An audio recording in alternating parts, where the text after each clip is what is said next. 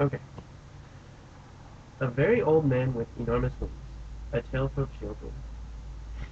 On the third day of rain they had killed so many crabs inside the house that Pelayo had had to cross his drenched courtyard and throw them into the sea, because the newborn child had a temperature all night, and they thought it was due to the stench. The world had been sad since Tuesday. Sea and sky were a single ash-gray thing, and the sands of the beach, which on March nights glimmered like powdered light, had become a stew of mud and rotten shellfish. The light was so weak at noon that when Pelayo was coming back to the house after throwing away the crabs, it was hard for him to see what it was that was moving and groaning in the rear of the courtyard. He had to go very close to see that it was an old man, a very old man, lying face down in the mud, who, in spite of his tremendous efforts, couldn't get up, impeded by his enormous weight.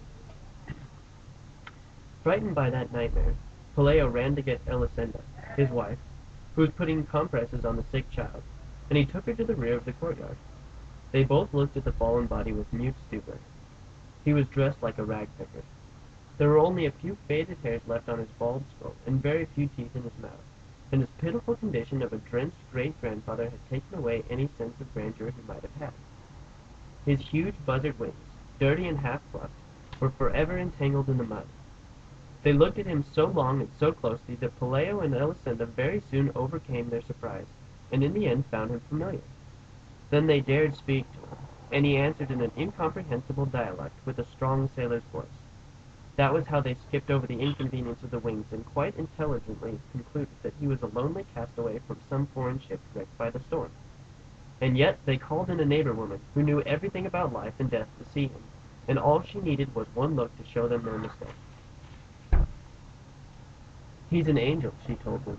"He must have been coming for the child, but the poor fellow is so old that the rain knocked him down." On the following day everyone knew that a flesh-and-blood angel was held captive in Pelayo's house. Against the judgment of the wise neighbor woman, for whom angels in those times were the fugitive survivors of a celestial conspiracy, they did not have the heart to club him to death.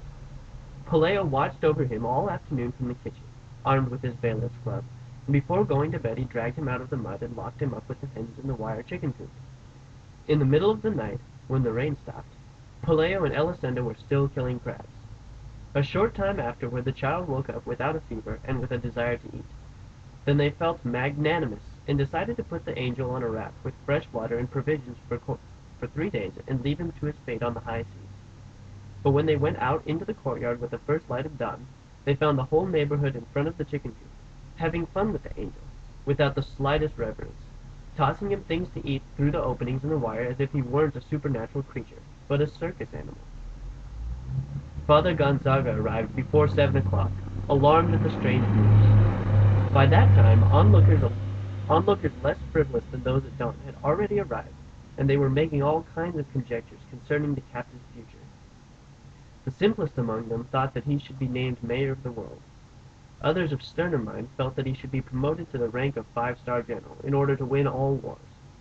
Some visionaries hoped that he could be put to stud in order to implant on earth a race of winged wise men who could take charge of the universe. But Father Gonzaga, before becoming a priest, had been a robust woodcutter. Standing by the wire, he reviewed his catechism in an instant and asked them to open the door so that he could take a close look at the pitiful man who looked more like a huge decrepit hen among the fascinated chickens. He was lying in a corner, drying his open wings in the sunlight among the fruit peels and breakfast leftovers that the early risers had thrown him. Alien to the impertinences of the world, he only lifted his antiquarian eyes and murmured something in his dialect when Father Gonzaga went into the chicken coop and said good morning to him in Latin.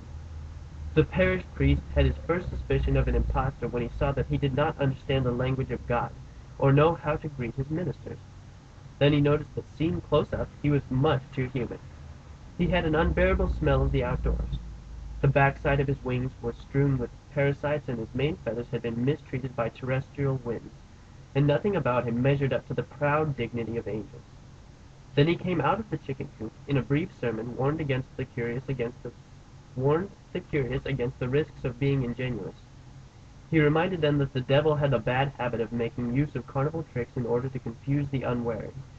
He argued that if wings were not the essential element in determining the difference between a hawk and an airplane, they were even less so in that the recognition of angels. Nevertheless, he promised to write a letter to his bishop, so that the latter would write to his primate, so that the latter would write to the supreme pontiff in order to get the final verdict from the highest courts. His prudence fell on sterile hearts. The news of the captive angel spread with such rapidity that after a few hours the courtyard had the bustle of a marketplace, and they had to call in troops with fixed bayonets to disperse the mob that was about to knock the house down. Elisenda, her spine all twisted from sweeping up so much marketplace trash, then got the idea of fencing in the yard and charging 5 cents admission to see the angel. The curious came from far away. A traveling carnival arrived with a flying acrobat who buzzed over the crowd several times, but no one paid any attention to him because his wings were not those of an angel, but rather those of a sidereal bat. The most unfortunate invalids on earth came in search of help. A poor woman who since childhood had been counting her heartbeats and had run out of numbers. A Portuguese man who couldn't sleep because the noise of the stars disturbed him. A sleepwalker who got up at night to undo the things he had done while awake. And many others with less serious ailments. In the midst of that shipwreck disorder that made the earth tremble, Pelayo and Elisenda were happy with fatigue, for in less than a week they had crammed their rooms with money and the line of pilgrims waiting their turn to enter still reached beyond the horizon. The angel was the only one who took no part in his own act. He spent his time trying to get comfortable in his burrowed nest, befuddled by the hellish heat of the oil lamps and sacramental candles that had been placed along the wire. At first they tried to make him eat some mothballs, which, according to the wisdom of the wise neighbor woman, were the food prescribed for angels. But he turned them down, just as he turned down the papal lunches the penitents brought him, and they never found out whether it was because he was an angel, or because he was an old man that in the end he ate nothing but eggplant mush. His only supernatural virtue seemed to be patience, especially during the first days, when the hens pecked at him, searching for the stellar parasites that proliferated in his wings, and the cripples pulled out feathers to touch the defective parts with, and even the most merciful threw stones at him, trying to get him to rise so they could see him standing. The only time they succeeded in arousing him was when they burned his side with an iron for branding steers, for he had been motionless for so many hours that they thought he was dead. He awoke with a start, ranting in his hermetic language and with tears in his eyes, and he flapped his wings a couple times, which brought on a whirlwind of chicken dung and lunar dust, and a gale of panic that did not seem to be of this world. Although many thought that this reaction had been one not of rage, but of pain, from then on they were careful not to annoy him, because the majority understood that his passivity was not that of a hero taking his ease, but that of a cataclysm in repose. Father Gonzaga held back the crowd's frivolity with formulas of maidservant inspiration while awaiting the arrival of a final judgment on the nature